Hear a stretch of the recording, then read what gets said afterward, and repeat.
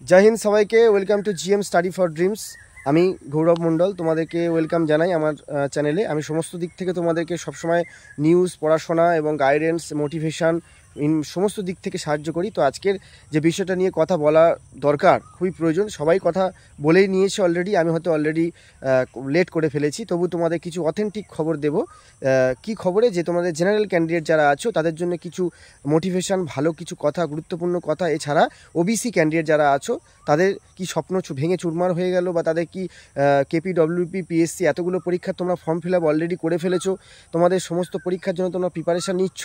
ইতিমধ্যে তোমাদের মহামান্য হাইকোর্ট তোমাদের বলেছেন যে ওবিসি ক্যান্ডিডেটদের এতগুলো 2011 থেকে আর টিল ডেট এই সাল পর্যন্ত যত সার্টিফিকেট আছে সব ক্যান্সেল। এরকম কোনো বিজ্ঞপ্তি যদি কোনো কারণে খবরে এসে থাকে তাহলে আমাদের সবারই মন ভেঙে যায়, যে তাহলে প্রথমেই পড়াশোনার মধ্যে একটা বিঘ্ন চলে আসে। যারা ওবিসি ক্যান্ডিডেট তাদের মধ্যে একটা বিঘ্ন চলে আসে, পড়াশোনা ইন্টারাপশন হয়, মন ভেঙে যায় যে কী ব্যাপার।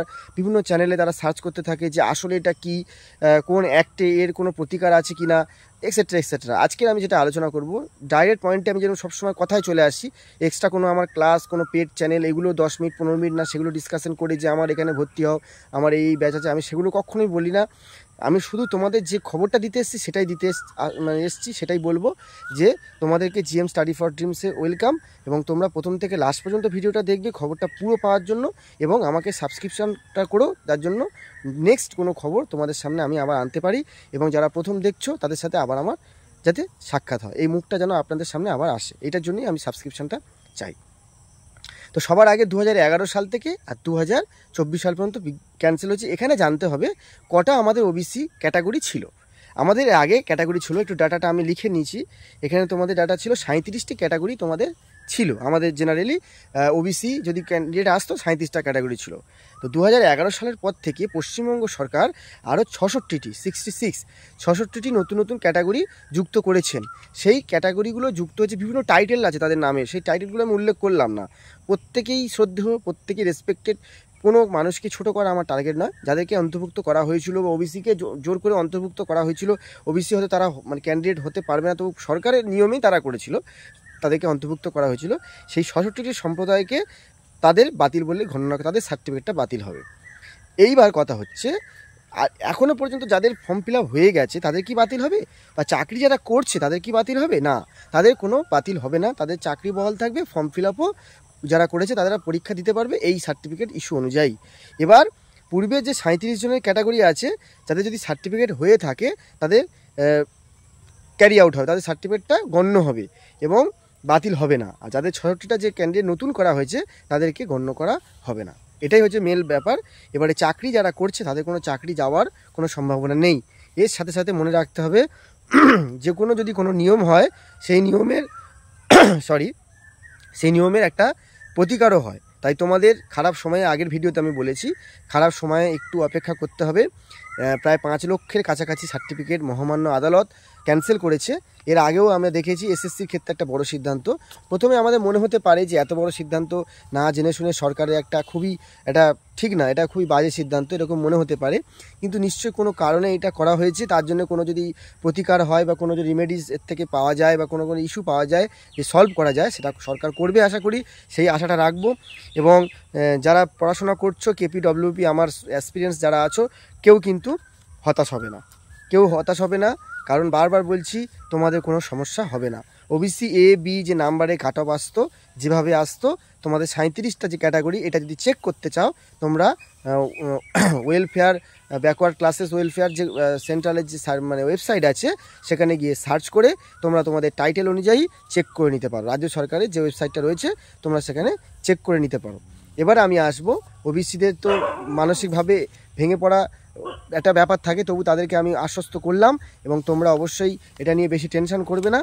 আর আমি এবারে আসবো তোমাদের যারা জেনারেল ক্যান্ডিডেট তাদের নিয়ে কিছু কথা, এবং এসসি ক্যান্ডিডেট তাদের নিয়ে কিছু কথা। দেখো, জেনারেলদের এইসব কাজ নিয়ে টেনশন করে না, তারা যোদ্ধা। আমি তাদেরকে বলি, তারা আমি যেরকম স্টুডেন্ট বা আমাদের যারা এসসি, ওবিসি, তাদের থেকে জেনারেল ক্যান্ডিডেটরা অনেক অনেক বেশি কোয়ালিফাইড। আমার যে স্টাফ বা বন্ধুরা, আমরা যখন বেঙ্গল পুলিশে জয়েন করি ট্রেনিংয়ে, তখন আমাদের একটা ঘরের মধ্যে লম্বা করে বেড থাকতো, একটা করে হাসপাতালে যে বেড তোমরা দেখো সেরকম বেড এরকম পরপর থাকে। অনেক ধরনের কাস্ট, অনেক ধরনের সম্প্রদায়ের মানে স্টুডেন্ট হোক বা আমরা কনস্টেবলে বলা আরসি বলা হয়, রিক্রুট কনস্টেবল, আমরা একসাথে ক্লাস করি এবং একসাথে আমরা ট্রেনিং করেছি।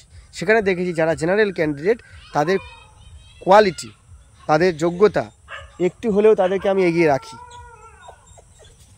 যে সমস্ত আমার জেনারেল ক্যান্ডিডেট বন্ধুরা ছিল প্রত্যেকে কোয়ালিফাইড এবং আমরা যে কাট অফে চাকরি পেয়েছি তারা সবসময় তাদের জন্য সব কিছুই কঠিন হয়ে যায়। তাদের পরিস্থিতি, তাদের কাট অফের হাই কাট অফ আসে, তাদের সাধারণ ঘর থেকে বিলং করে, অনেক গরিব ঘরের ছেলে, অথচ আমরা যেটা 50-এ কাট অফ বা অল্প 50-এর মধ্যে পেলেই আমরা চাকরি পেয়ে যাই। সেখানে এবারে মাত্র 85 নাম্বারের পরীক্ষা, একটাই পরীক্ষা, সেখানে 60+ স্কোর তোমাদের করতে হবে।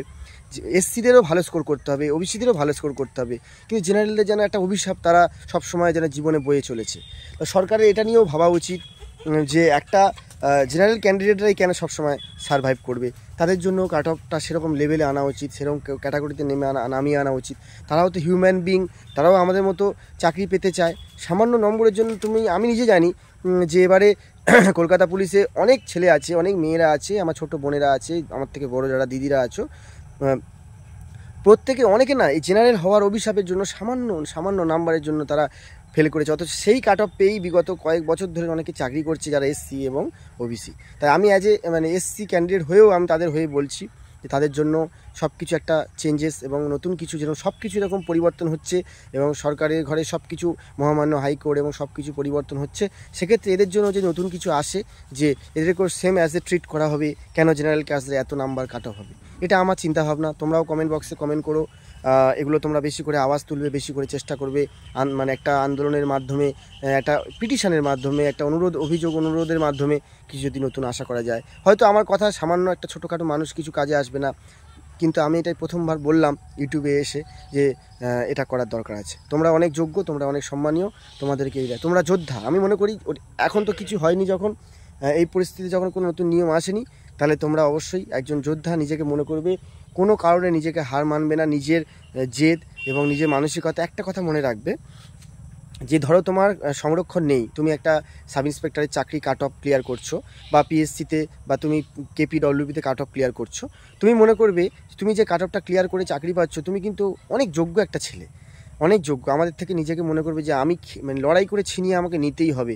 আমি যদি এরকম মনে করি যে আমি জেনারেল কাস্ট, আমি কেন এত কাট অফে আমি করবো না, আমার দরকার নেই, আমার রাগ দেখাই। আজকাল না আমি নিজে খুব মাঝে মাঝে রেগে যাই। এই রেগে যাওয়ার ব্যাপারটা, এই রাগ, এই যে আমরা আপসেট হয়ে যাই, এই রাগ আলটিমেটলি না মানুষকে কিছুই দেয় না। যে আমি রেগে গিয়ে কী করবো, আলটিমেটলি সেই তো আমাকে খাটতে হবে। আমি দুদিন ধরে বাড়িতে রাগ করলাম, বাড়িতে মায়ের ওপরে রাগ করলাম যে আমি আজকে ভাত খাবো না, সকালে রাগ করলাম, বিকেলে দুপুরে খেলাম না, রাতে খেলাম না, আলটিমেটলি পরের দিন আমার শরীর খারাপ করে গেল। তাহলে সেই ক্ষেত্রে আমাদের যদি আমরা এক সপ্তাহ এরকম প্রিপারেশান না নিয়ে সরকারের উপরে রাগ করে, বা আমি মনে করি যে আমি একদমই পড়াশোনা করব না, আমি হাল ছেড়ে দেবো, কাজে চলে যাব, কিন্তু আমি মনে করি এগুলো না করে তোমার মধ্যে যে ম্যাটেরিয়ালসটা আছে, তুমি সিজিএল ক্র্যাক করেছো প্রিলি, তুমি ডব্লিউবিসিএসে প্রিলি ক্র্যাক করেছো, তুমি একটা ভালো ছাত্র। জেনারেল কাস্টের ছেলেরা খুব পরিশ্রমী হয়, তাদের তো হারানোর অনেক কিছু থাকে না, তারা জানে আমাদেরকে পারতে হবে, ফাঁকিবাজি কম করে, তারা ফাঁকিবাজ কম হয়, খুব ভালো ছেলে হয়। তাদেরকে আমি বলবো তোমরা জোশ রাখো। জিএম স্টাডি ফর ড্রিমসে আমার যারা জেনারেল ক্যান্ডিডেট আছো তাদেরকে আমি সবসময় মোটিভেশন রাখবো, তাদেরকে জোশ দেবো। তোমরা ভালো করে প্রিপারেশান নাও, তোমরা অনেক ভালো নাম্বার পেয়ে come out with a flying colours, খুব সুন্দরভাবে একটা ফ্লাইং কালার্স নিয়ে নিজেদের রেসপেক্টেড জবে করো। এই ডব্লিউবিপিতে তোমরা 60+ করে রাখো, এবং এসসি যারা আছো 55+ করে রাখো, ওবিসি আছে 50 আপ স্কোর রাখো। 80 আউট অফ 85 বললাম, এটা ইন্টারভিউ বাদে তোমরা অবশ্যই রাখো। এসটিদের 50+ স্কোর হলেই হবে। তো এইভাবে তোমরা নিজেদের টার্গেট করো। 66 যদি হয়ে থাকে তো খুবই ভালো।